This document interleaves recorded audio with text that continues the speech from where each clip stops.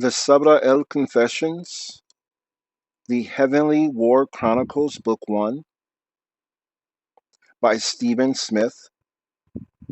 Chapter 1. There was a time when heaven was not yet split. Kan Zaman. Before the burning of golden skies, before the clash of weapons and the cries of suffering, before brothers stood against brother and armies formed out of the ranks of friends to shed the blood of those we once loved. I remember that time because I was there. It is a strange thing to think I witnessed not one, but two wars between kin. God willing, there will never be a third. The thought of another haunts my dreams. The pained screams of angels lingering in my ears even now. There is no other sound like it, especially when the screams are your own. But as I said, it was not always as it is now. Created long before the first stirrings of life on earth, I was among the first beings in existence. On white wings I flew among my brothers in heaven, the host of God's holy angels, and together we lived solely for Him. Heaven in that time was much different than it is now, but its magnificence was no less striking. Everywhere there was beauty to make one weep. Sweeping fields of brilliant flowers, unending forests, cities the like of which I have never seen since. Streams coursed through buildings to plummet over waterfalls into the nothingness outside the walls. Richly colored banners flew from every building. Flowers grew from every surface. Vast canyons housed entire mountains. The only way to understand is to see it. It was nature, architecture, and art, plus imagination seamlessly fused. Or rather, that's what we designed it to be. In the earliest days, the kingdom comprised 7 interconnected halls. Each had its own distinctive look, its own colors, and eventually architectural style. Colossal archways stood at each crossroads between them. They had no names or rank. One knew where he was simply by the hue of the banners. Charged with the duty of making our own paradise, the host was divided into 7 groups, and each angel given a specific role in the beautification of his assigned hall. In the hall designated by deep crimson and gold, my task was to produce all manner of flora, placing it wherever I saw fit. As my brothers raised great structures, diverted rivers, and manipulated everything else, I followed, adding floral accents to the spreading beauty. With no need for roots or water in the spiritual plane, the immaterial, my flowers sprouted from any surface, even stone, forever arranged as I conceived them. At the rate we moved, I thought our work would be done quickly, but as fast as we finished, more work was created. Despite the great efforts spent decorating the halls, there were times when no angel was at work or play, times when the entire host was called to the 8th hall, the region none of us had a hand in creating, the hall of song. The Hall of Song was the only true hall in an earthly sense, constructed of stone, comparable in appearance to burnished obsidian. It was the hub that connected the seven halls, and the grandest of them, towering above every other structure in the kingdom. It was more impressive than anything we could have imagined ourselves. Colors glinted within the walls like fireflies. Shimmering banners fluttered from the stone itself. Intricate carvings decorated every recess. Pathways lined in flowers funneled from each of the seven halls through the great archways into a common area outside the hall, where a stairway led to double doors so massive dozens of us could fly through at once. Inside, the Hall of Song was no less brilliant. A long passageway of immeasurably tall columns emblazoned with the names of every angel opened into an enormous worship area where concentric rows of seats stretched from the floor to the ceiling, each a bit higher than the last. These were the seats of the angelic choir, the host of God's children. The first circle, composed of just four chairs, sat at the foot of our reason for meeting. Misleadingly, misleadingly simple in appearance, the throne of the Almighty sat in the center of it all. It wasn't a chair, but instead a raised dais where God could stand surrounded by us all. When gathered there, we would sing praises for all his work in creating us and the kingdom. Our love and thanks projected in voices not of sound, but emotion. And as we sang, his light filled not only the hall, but each of us as well. The light. I had almost managed to forget it. My God, has it been so long? Illuminating everything, the light of the Almighty could be felt everywhere. Every corner of the kingdom knew its warmth. It came from everywhere at once, piercing into the very essence of all it touched. If he laid a hand on a stone, that stone would glow with his love for a certain period, even after his hand, even after he had moved on. There were no shadows because of this, nowhere without the presence of God's grace. I still yearned for that light centuries after I was without it.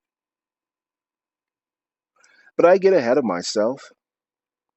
That was the way of it in the earliest days, our time divided among assignments and praise. It was an existence of pure happiness. Between gatherings, my brothers would congregate to play, converse, or compose new praises for when the call was next heard. But I was not among them.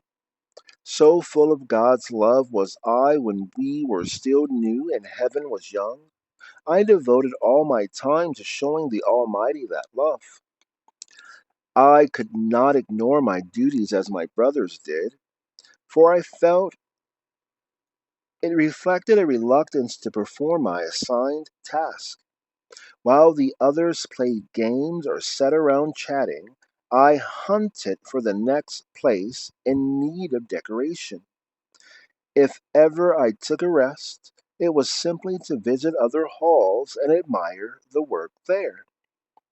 Studying their fields or analyzing their forests, I was always learning tricks from my brother's craft to enhance my own. Do not misunderstand me in thinking I was not captivated by it all, for I was. There were times when I felt breathless with the beauty before me. It was the perfect paradise, and I the tourist with an eternity to marvel at every nuance. But the desire to show the Almighty my appreciation always came before all else. I might have remained that way forever, isolated from my kin, had it not been for him. Tracing my hands along the trees on one of my excursions into heaven's many forests, I stopped to admire even the leaves on the branches around me. I stopped to admire how even the leaves on the branches around me were spread evenly, no leaf crowding or growing larger than its brothers. All was in perfect harmony down to the smallest detail. On my knees, with folded hands, I thanked the Almighty for bestowing upon us the ability to bring such wonder to the kingdom. It was then I sensed I was being watched.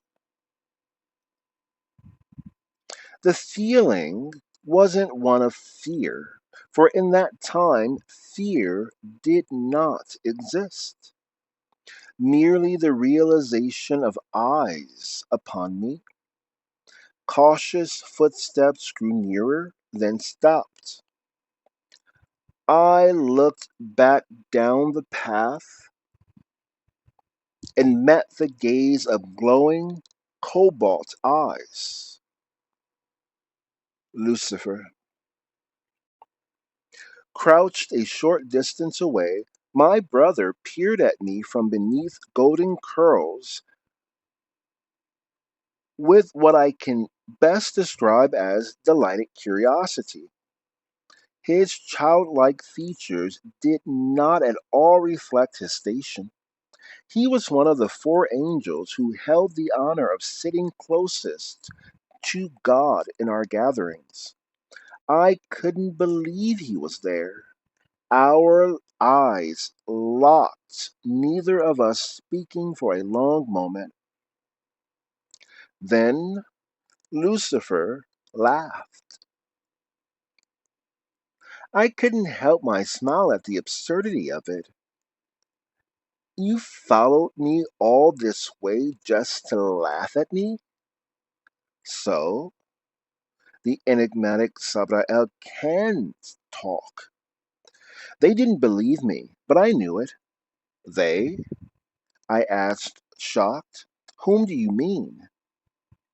Lucifer's wings fluttered as he strode toward me.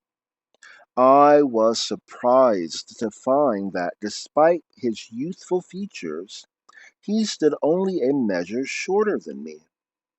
He smirked and said, Many even think you were made without a voice, for no one has ever heard you speak. Makes me something of a pioneer talking to you, does it not? It was probably true. When we sang in the hall, my voice was just one of many, and outside I kept to myself. I didn't realize I was cause for such concern, I said. As he moved, the folds of Lucifer's robe unfurled from his body, as all our robes do in the spiritual plane. A common misconception for millennia has been that our robes are just clothing, but in truth, it's more symbiotic. Standing still, an angel's body and robe appear as one contiguous form. In motion, however, the robe stretches out like a solar flare to follow in a sweeping trail. While the robe can be gathered, shifted, and even cut, it can never be removed. It's part of our being. Lucifer glowed as if he were the Almighty's light made tangible. The only contrast to the brightness of his skin and golden hair was his eyes. With no need for adjusting to light in the immaterial, we have no corneas or pupils. An angel's eyes simply glow in one uniform color the whole way through. Lucifer's were a striking cobalt shade unlike any I'd ever seen. I could see why his was a seat so close to the Almighty's. Lucifer went on. The question then becomes, if you can talk, why have you remained silent for so long? I suppose I just don't have anything interesting to say. I doubt that. Besides, at this point, you saying anything at all would draw a crowd. Then maybe I just have nothing to say to those who do nothing but stand around and talk away their time. Is it so wrong to converse with your brothers? He asked. Just because we are outside the hall of song does not mean we should refrain from showing our love. I find it difficult to speak to those who do not seem to understand that. Lucifer smiled. I think I see. By studying creation and everything around you, you feel you show him your appreciation and thanks. And by taking a break, they do not? Exactly. Lucifer patted the tree nearest him like a pet. I've been watching you for some time, Sabrael. I hope you don't mind my saying, but I've been somewhat fascinated by you. Me? Why? You claim to appreciate creation, yet somehow you manage to overlook your own brothers, as though they themselves pale in comparison to what they have wrought. That's not what I meant. No, then come with me. Let me introduce you to the brothers you so easily ignore. I am honored you would offer, but I do not think I fit among them, I said. How do you know? Lucifer contested. You spend all your time with trees. I've listened, I replied. They talk about their jobs, but do not act on them. They talk about each other and how great they are. They play games. I would rather spend my time showing my love for him. Can you not see that those are the ways they show their love? They plan new ways to carry out their duties so they never become routine. They play to celebrate existence and happiness, and complementing one another spreads his love among them.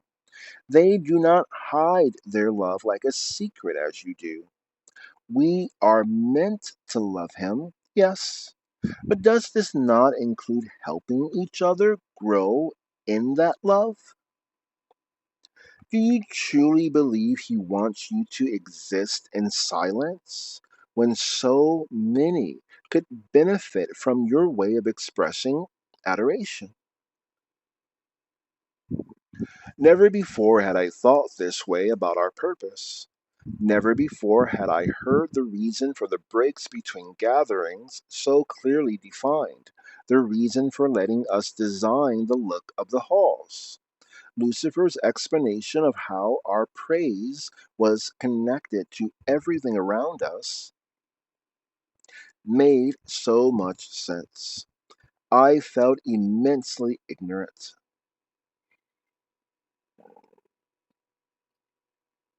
I wanted to apologize for my naivety, but I didn't get the chance. Come, Lucifer beckoned as we heard the call like the blaring of trumpets. The host is gathering. The two of us flew together to the Hall of Song, talking the whole way. It was incredible. To think that I was personally speaking with Lucifer was unfathomable. Even more astonishing, he was just a normal angel, like me.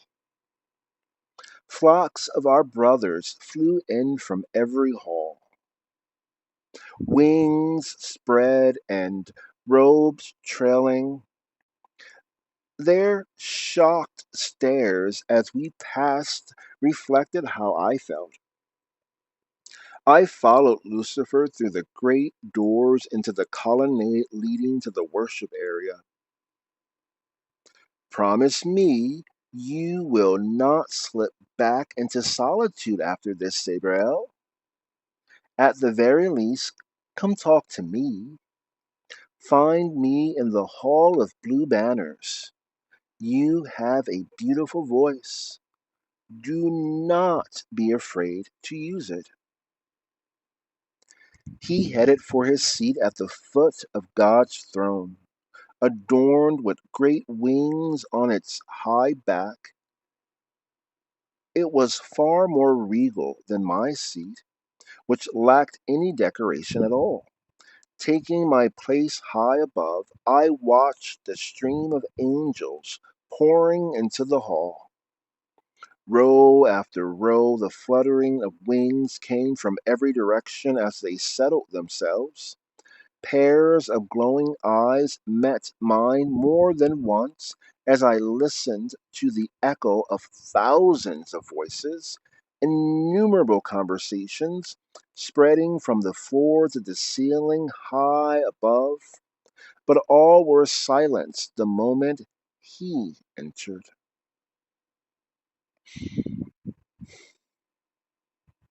In a blaze of gentle light, the Almighty appeared and took his throne. The reaction was immediate. The entire host burst into song, our voices first absorbed, then amplified by the shining black walls to a volume impossible for human ears to stand. While we sang, the Almighty smiled and sent his love through the blinding, soothing light. Hymns poured forth from my lips as they always had. But it was different this time, for as my voice rang out, I didn't tune out the vast number of my brothers singing with me. With wings folded and white robes still against their bodies, the angels of the host were indeed magnificent. Each of my brothers reflected his love for the Almighty, each added his own distinct voice.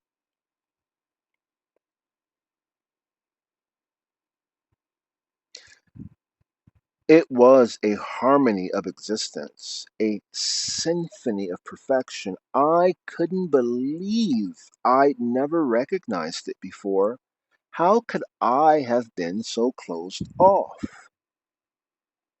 I looked far down to the first circle where Lucifer sat in his ornate chair, singing so strongly I thought I could make out his voice above the rest. As if sensing my gaze, he looked up and gave a knowing smile. Only later would I realize what that look meant. I had just unwittingly become Lucifer's personal pupil.